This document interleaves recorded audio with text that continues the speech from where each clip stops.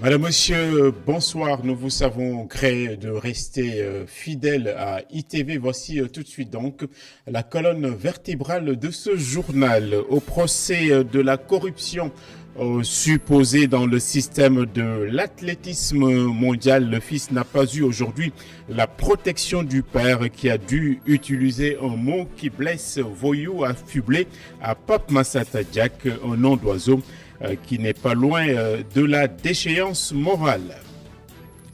Le bénévolat, ça existe encore, c'est ce que font en tout cas les membres du comité de suivi de force Covid-19 qui ont porté rapidement en touche sur les rumeurs de perdium qui leur seraient versées sur la gestion proprement dite de force Covid.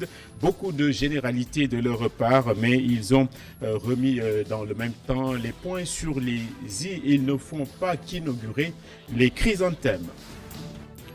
L'hygiène et le bien-être reviennent en force dans ce contexte de diffusion de virus. L'hygiène corporelle est encore plus importante de nos jours. Dans la banlieue, il ne faut pas perdre pied en s'occupant comme il faut de la santé des pieds qui ne peuvent pas souffrir ni de négligence, ni même de quelque autre effluve. Le monstre bouge encore, le poison du terrorisme est encore là. En Côte d'Ivoire, à la frontière avec le Burkina Faso, les bandes armées ont attaqué une position militaire et massacré une dizaine de soldats d'infanterie. Enfin, les nouvelles d'Idrissa Gana Gueye, quand bien même la Ligue 1 française est gelée et mise dans le formol, il n'y a plus de championnat là-bas. Le PSG est déjà champion. Gana Gueye vient de couper court à toutes ces rumeurs concernant un éventuel transfert. Il est encore cramponné au Paris Saint-Germain. Le développement de la titraille dans un instant.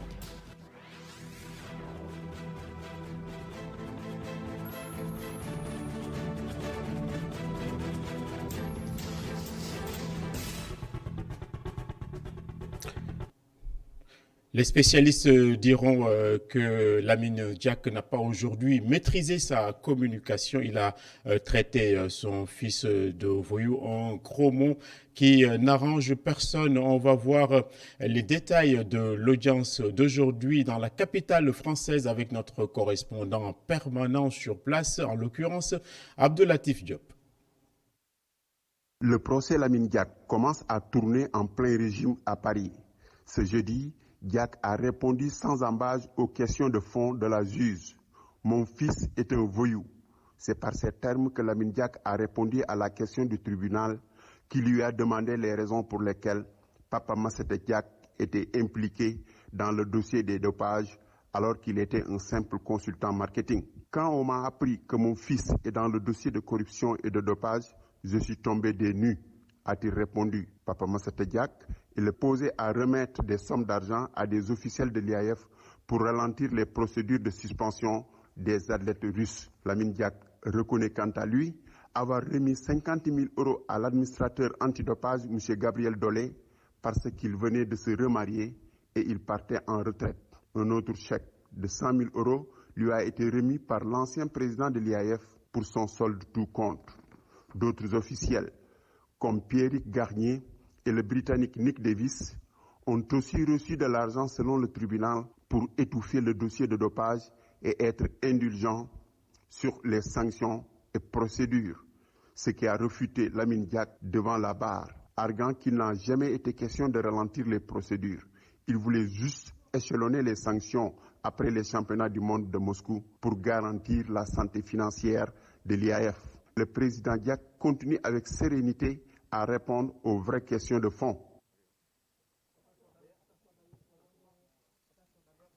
Et nous restons avec ce procès qui ne fait d'ailleurs pas et nullement honneur à notre pays. On a parlé de l'argent des Russes ainsi que du 1 500 000 $ qui a été déversé en 2011 dans la politique sénégalaise. Et aujourd'hui, il y a eu une tripotée de dénégations selon et d'après le conseil de Lamine Diack, M. Ndiaye, Maître Ndiaye, qu'on va écouter. M. Diack a dit aujourd'hui qu'il n'a pas sollicité de l'argent venant des Russes. Ce qu'il dit, c'est que lors d'un déjeuner ou d'un dîner, La question de la politique sénégalaise a été abordée, la question de la campagne électorale sénégalaise a été abordée, le montant d'1,5 million d'euros a été abordé, mais jamais sous une demande de forme, sous la forme d'une demande, et jamais il n'a dit qu'il aurait reçu cet argent-là. Donc, quand il parle d'aide donnée à des jeunes au Sénégal dans le cadre d'une campagne électorale, ce sont peut-être des contributions qui viennent de lui à titre personnel ou de gens qu'il connaisse, mais en tout cas, ça n'a pas de lien avec le dossier qui nous concerne, c'est-à-dire le dopage en Russie. Monsieur Diack n'a pas qualifié son fils de voyou. Il faut remettre les choses dans leur contexte. On lui a montré en email, en lui disant que ça émanait de son fils. Dans cet email, il était dit que Massata aurait remis de l'argent à des membres de l'IAF pour les corrompre. Donc il dit cela serait un comportement de voyou. Mais il n'a pas dit que son fils était un voyou. Voilà, un comportement de voyou. Donc, nous revenons à la maison pour parler du général François Ndiaye qui a été on ne peut plus généraliste aujourd'hui en livrant des explications sur la gestion de force Covid-19 et sur l'argent et les émoluments qui seraient versés aux membres du comité. Il n'en est rien d'après toujours les explications des membres. On va voir le compte-rendu qu'en a fait Moustapha Gabar Diop. Premier point de presse du comité de suivi de force Covid-19. Une occasion pour le général François Ndiaye de faire le point et rappeler la mission du comité.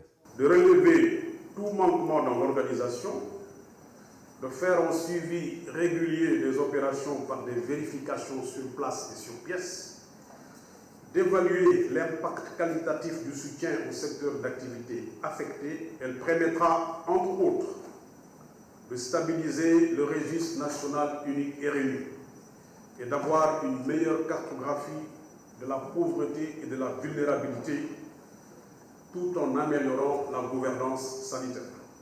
La distribution de l'aide alimentaire ne représente que 69 des 1000 milliards du budget, mais elle suscite le plus de polémiques. Et les gens qui ont effectué les opérations de ciblage, c'est eux qui viennent nous dire on a fait le ciblage, mais on a laissé du monde en rade.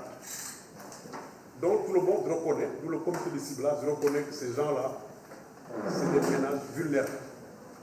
Maintenant, le maire complète, si ce n'est pas suffisant, l'État va compléter avec les 100 000 ménages qu'on vient d'ajouter. Pour le comité, il est essentiel de ne pas oublier les autres axes de la mission de riposte. Maintenant, on a commencé sur l'aide alimentaire, sur l'aide donnée aux Sénégalais de l'extérieur, etc., sur les différentes projections. Mais au finish, nous allons faire le tour de l'ensemble des rubriques qui ont été prévues dans le cadre de la mise en œuvre du fonds Force Covid-19. Et sur ce plan-là, maintenant, il faut comprendre que les résultats détaillés de nos constatations seront destinés au chef de l'État, parce que c'est ce que disent les textes. Mais notre devoir d'informer fait que nous devons quand même donner l'information aux populations pour dire voilà ce que nous sommes en train de faire. Le comité de suivi du Force Covid-19 a déjà mené des visites de terrain dans 7 régions. Celles-ci vont se poursuivre à partir de la semaine prochaine pour couvrir les 45 départements. On parle maintenant de l'économie maritime, de la pêche sénégalaise qui est définitivement en eau trouble et les poissons nobles, on les voit de moins en moins, c'est hors de prix. Et la plupart sont importés, mais on a reçu aujourd'hui une réaction de la fédération, d'une fédération qui s'occupe de pêche ici au Sénégal et qui se réjouit de ce que l'État ait opposé une fin de non-recevoir à 50 navires étrangers qui voulaient obtenir des licences de pêche. On va écouter le secrétaire général de ces pêcheurs à son passage à iRadio ce matin. Il est au micro de Papa Lunsar.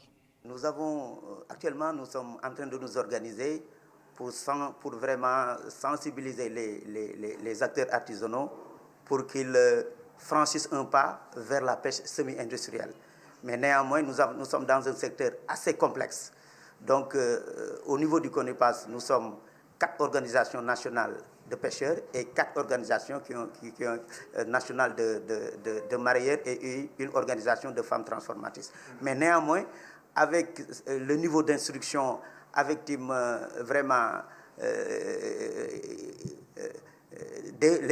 certains problèmes assez complexes, nous sommes en train de tout faire pour organiser les acteurs à franchir ce pas-là pour aller vers la modernisation et vers le semi-industriel pour pouvoir vraiment capter davantage de vraiment tout ce qui est avantage au niveau du secteur de la pêche. Actuellement, surtout ces navires-là,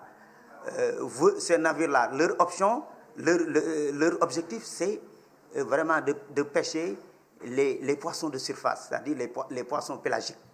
Donc, ces poissons pélagiques constituent l'essentiel de l'alimentation au niveau du Sénégal, c'est-à-dire surtout concernant la sécurité alimentaire.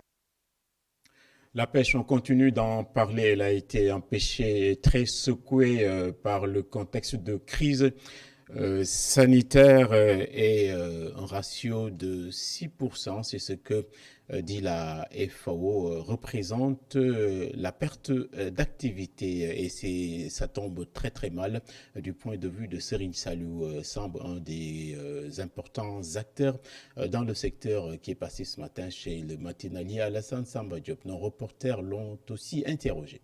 Ce qu'il faut savoir, c'est que le milieu du secteur de la pêche, d'abord, connaît des difficultés qui étaient là, latentes, qu'on n'avait pas encore réglées, et que subitement, nous assistons aussi à la survenance d'une pandémie mondiale qui a ralenti tout ce qui est les dynamiques de production au niveau de la pêche. Ça a bouleversé les habitudes des pêcheurs, donc les usines de transformation ne travaillaient plus d'une manière régulière. Et ça a créé quand même un problème énorme par rapport à l'accès aux ressources, par rapport aussi à la ventilation des produits au niveau de la fluidité du transport régional et sous-régional. Et donc, ça nous a créé beaucoup de problèmes. Maintenant, c'est pourquoi nous sommes là aujourd'hui pour appeler notre ministère à accompagner ce secteur-là, les femmes transformatrices, les pêcheurs, par des systèmes de financement qui leur permettront de continuer à leur activité. Parce que actuellement, le problème qui se pose, c'est que cette pandémie est arrivée au moment où la pêche est dans sa pleine saison de production. Et la saison des pluies va bientôt s'installer et le changement de temps qu'on est en train d'observer l'indique parfaitement. À Touba Mbaké, des opérations pré-hivernales ont été entamées avec des égouts et des caniveaux récurés. On va retrouver sur place Goran Daglo. Pour faciliter l'évacuation des eaux pluviales durant l'hivernage, l'Office national de l'assainissement du Sénégal a lancé les opérations de curage pré-hivernal à Touba Mbaké. C'est ainsi qu'un important dispositif a été déployé pour réussir cette mission, selon le chef du service régional de l'ONAS. C'est-à-dire en veille d'hivernage, nous entretenons tous les ouvrages de l'ONAS dans toutes les régions. Et cette fois-ci aussi, nous avons commencé par Fatick, par Kaolack. Et ensuite sont arrivés dans la région de Diourbel. Et la région de Diourbel, ça concerne le curage du réseau de Bambey, le curage du réseau de Diourbel, celui de Touba, où nous sommes actuellement, et le curage du réseau de Mbaké. Mais en plus de ça aussi, il y a le curage des stations de pompage des eaux de pluie. Ce qui m'a déployé, ce sont des camions de curage pour les petits collecteurs, pour les stations de pompage, mais aussi une équipe manuelle qui va ouvrir des dalles, curer et refermer ces dalles-là. Il y a en plus un engin qui est chargé d'ouvrir les dalles lorsqu'elles sont lourdes, lorsque les équipes ne peuvent pas le faire manuellement. Le chef du service régional de l'ONAS profite de l'occasion pour fustiger le comportement de certaines populations qui, selon lui, utilisent les canaux d'évacuation des eaux pluviales pour d'autres fins. Nous lançons un appel pour leur dire que ce sont leurs ouvrages. On a beau dire ouvrages de l'ONAS, en réalité, puisque ces ouvrages-là leur servent à eux, donc en quelque sorte, ce sont leurs ouvrages. Quand ils engorgent ces ouvrages-là par leurs déchets solides, par leurs eaux usées qui ne sont pas appropriées parce que nous sommes en réseau de pluie, ils seront les premiers à ressentir les effets avant même que le personnel de l'ONAS vienne. Donc, pour leur santé, pour le temps d'usage long qu'ils auront à faire de ces ouvrages-là, nous leur conseillons de ne pas y jeter des déchets solides, de ne pas y jeter des eaux usées. À Touba, comme à Mbaké, l'Office national de l'assainissement du Sénégal a procédé au curage pré-hivernal pour faire éviter à la population d'éventuelles inondations durant la saison des pluies. Et à ce stade, on va vous proposer un reportage décalé et un peu et léger dans ce journal, donc consacré aux pieds nickelés, ceux qui ne s'occupent pas souvent comme il faut de la santé et du bien-être des pieds. Notre reporter et correspondant permanent installé à Guédiawaye nous propose un sujet là-dessus. Mamadou Lamine Fati.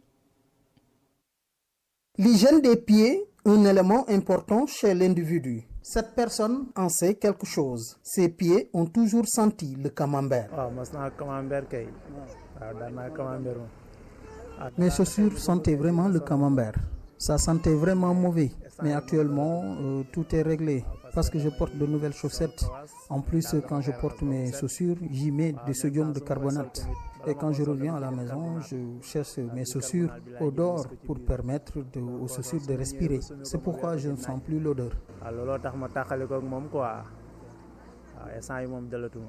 Cette dame vit avec son mari. Chaque soir, elle est obligée de faire sortir ses chaussures et de mettre de l'encens pour mieux respirer dans la chambre. Quand mon mari descend, l'odeur de ses chaussures est vraiment mauvaise. Je suis obligée de faire sortir ses chaussures. En plus, il faut mettre de l'encens dans la chambre pour éviter l'odeur. Sinon, tu ne peux pas respirer dans la chambre. Cette autre personne se souvient de l'odeur de camembert que sentaient ses pieds. Aujourd'hui, il a trouvé une solution à l'hygiène de ses pieds. Moi, mes chaussures sentaient vraiment mauvais. Mais aujourd'hui, j'arrive à porter de nouvelles chaussettes en coton en plus. Avant de porter mes chaussures, je me lave bien les pieds et porter toujours de nouvelles chaussettes en coton. Prendre en charge son hygiène corporelle, c'est aussi se charger de ses pieds. Nettoyer, porter des chaussures aérées si on ne veut pas sentir le camembert. Et quand on parle à présent de sport, c'est souvent sur tapis vert puisqu'il n'y en a plus quasiment avec les histoires de confinement, à part l'Allemagne, le Portugal et quelques autres pays qui ont profité de ce vide pour élargir leur champ de visibilité. Il n'y a pas d'autres championnats qui sont en cours. L'Espagne, ça commence demain, on va y revenir. Mais nous avons interrogé Idrissa Gana Gueye, dont les rumeurs de transfert vers un autre pays, en Angleterre, sont en train de se diffuser sur les réseaux sociaux. Il n'en est rien. Je reste cramponné au PSG. C'est ce qu'il a dit à nos reporters d'Immédiat.sn, Babacar Ndaoufey et Serigne Salioudem. On va l'écouter. Bon, j'ai l'habitude de ces rumeurs-là. À chaque mercato, ça se passe comme ça pour moi. Même au mois de janvier, une fois arrivé au PSG, au bout de 6 mois, on m'annonçait déjà à Chelsea. Donc, j'ai un peu l'habitude de ces rumeurs-là. Mais voilà, pour moi, tout se passe bien pour moi au club. Et voilà, je suis souvent en contact avec le directeur sportif. Et il n'a jamais été, comment dire, il m'a jamais parlé de transfert ni d'envie que je parte. Donc, pour moi, c'est juste des rumeurs qui sont mises sur le marché de transfert parce qu'il n'y a pas grand-chose en ce moment-là.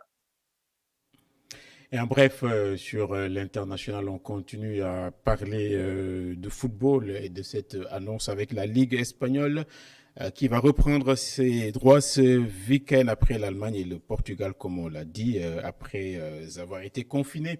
Les stars de ce grand championnat d'Europe vont encore fouler les pelouses ce week-end. Tous ceux qui ont été sevrés de Messi, de Ramos, pourront les voir à présent taper au ballon. C'est la vie qui reprend en Espagne malgré ces 30 000 morts quasiment de coronavirus. Monstrueuse attaque terroriste en Côte d'Ivoire. La Côte d'Ivoire qui n'avait plus connu cela depuis 2016 avec l'attaque de Grand Bassam. Hier nuit, l'embuscade terroriste a tué une dizaine de soldats dans la partie nord-est du pays. À Kafolo, proche du Burkina Faso, un communiqué du chef d'état-major général des armées a confirmé le désastre. C'est une base militaire qui a été attaquée donc à la frontière avec le Burkina Faso.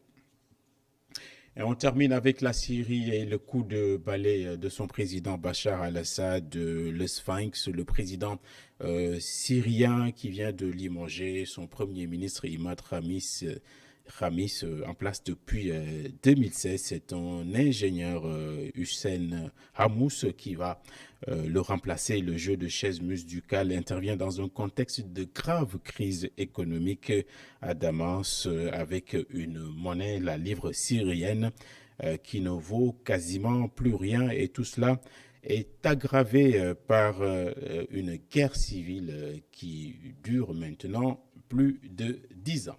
On va rejoindre Khalifa Diakhaté s'il est prêt. Bonsoir Khalifa pour la suite de votre émission.